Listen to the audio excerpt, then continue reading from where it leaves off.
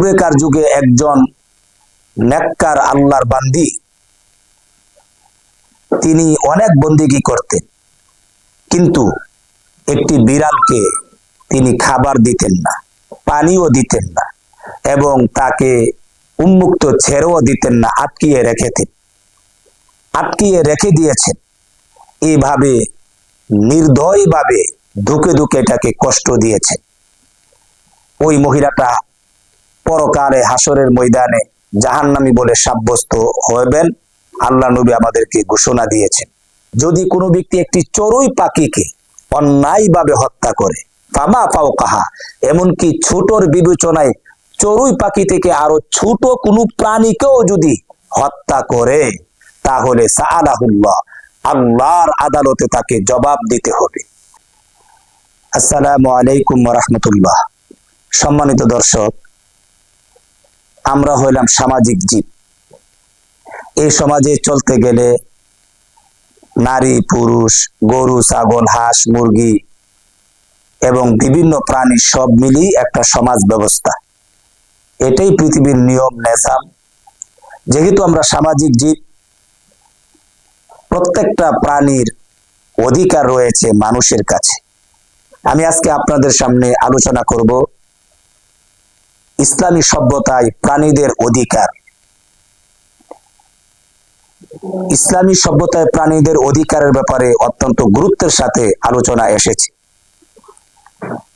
হাদিস শরীফে, বুখারী শরীফে আছে, পূর্বেকার যুগে একজন নেককার আল্লাহর বান্দি, তিনি অনেক বন্দিগি করতেন, কিন্তু একটি বিড়ালকে তিনি খাবার দিতেন না, পানিও দিতেন না, এবং তাকে উন্মুক্ত ছেড়েও দিতেন না, আটকিয়ে রেখে দিয়েছেন। এইভাবে নির্দয়ভাবে ধুকে ধুকে এটাকে কষ্ট দিয়েছে। ওই মহিলাটা পরকালে হাসরের ময়দানে জাহান্নামী বলে সাব্যস্ত হবেন। আল্লাহ নবী আমাদেরকে ঘোষণা দিয়েছেন। তাহলে ইসলাম এই প্রাণীকে কষ্ট দিলে জাহান্নামে যেতে হবে, সেই শিক্ষা আমাদেরকে দিয়েছে। শুধু তাই না, একটা প্রাণীকে, আবু দাউদ শরীফের হাদিস, আল্লাহর নবীর সঙ্গে সাহাবায়ে কেরামের একটি কাফেলা যাচ্ছিলেন। নবীজি বিশেষ প্রয়োজনে একটু দূরে গেলেন।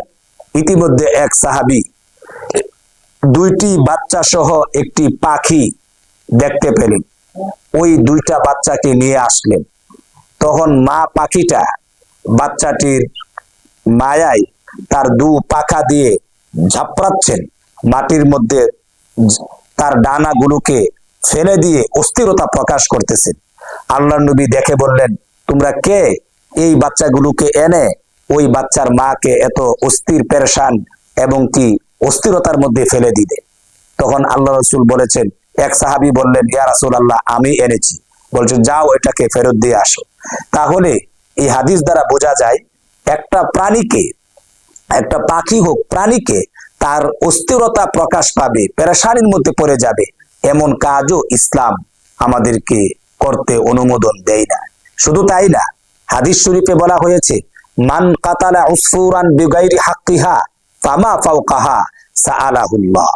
যদি কোনো ব্যক্তি একটি চড়ুই পাখিকে অন্যায়ভাবে হত্যা করে, ফামা ফাওকাহা, এমনকি ছোটর বিবেচনায় চড়ুই পাখি থেকে আরো ছোট কোনো প্রাণীকেও যদি হত্যা করে, তাহলে সাআলাহুল্লাহ, আল্লাহর আদালতে তাকে জবাব দিতে হবে। এই জন্য বিনা কারণে কোনো প্রাণীকে হত্যা করা ইসলাম এটা অ্যালাউ করে না।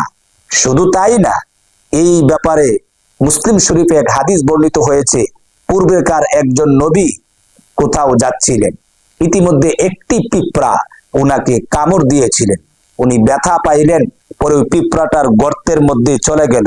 ওই গর্তের মধ্য থেকে পিঁপড়াটাকে বের করতে গিয়ে দেখে আরো কিছু পিঁপড়ার দলবল তার সাথে ছিল। ওই নবী ওই পিঁপড়ার সবগুলোকে, সদস্যকে আগুন দিয়ে পুড়িয়ে মেরে ফেললেন।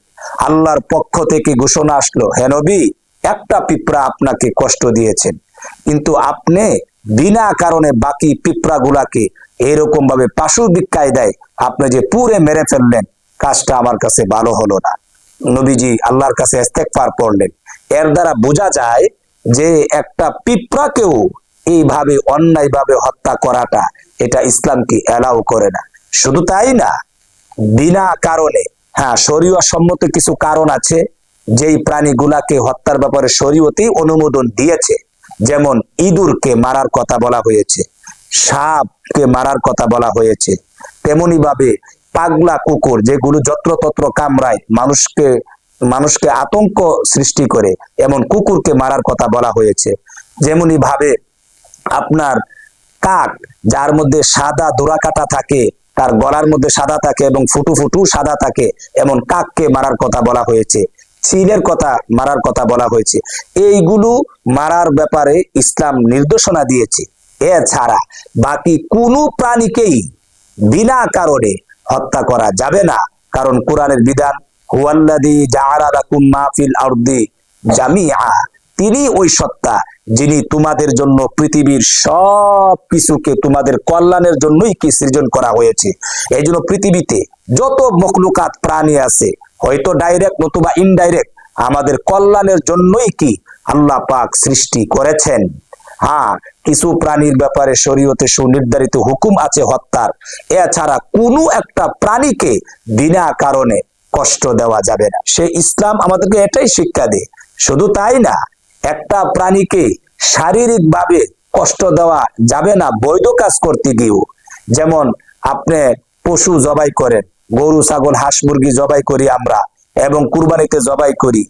এই পশুটাকে আমরা যদি এমন ভাবে শক্তভাবে কি চাপ দেই এবং দীর্ঘক্ষণ ভাবে কষ্টের মাধ্যমে তাকে জবাই করি না, ইসলামের বিধান হলো তোমরা যখন প্রাণীকে জবাই করবে তখন তার সঙ্গে সহজতার আসানের কায়দায় তাদেরকে জবাই করবে।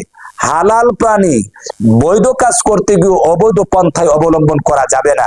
যেমন এই ব্যাপারে হাদিস আছে যে এক সাহাবী একটি বকরি জবাই করেছিলেন, কিন্তু এটাকে শোয়ায়ে তারপর ছুরিকে ধারালো করার জন্য তিনি কি চলে গেলেন। আল্লাহ নবী বললেন, তুমি কি একটা প্রাণীকে কয়েকবার কি মারতে চাও? তুমি কেন জবাই করার পূর্বে ছুরিকে ধারালো করে আনলে না? তার মানে হলো কোনো পশুকে চাপাচাপি করে, জবরদস্তি করে, শোয়ায়ে কষ্ট দিয়ে তাকে বধ করা বা জবাই করা, এটাও কি ইসলাম এলাও করে না। এই শারীরিক কষ্ট দেওয়াটা কি ইসলাম এলাও করে না। এমন ভাবে তাকে জবাই করতে হবে যেটা সহজ হয়ে যায়, এবং কি মানসিক ভাবেও তার অনুভূতিকে সম্মান দিতে বলেছেন ইসলাম।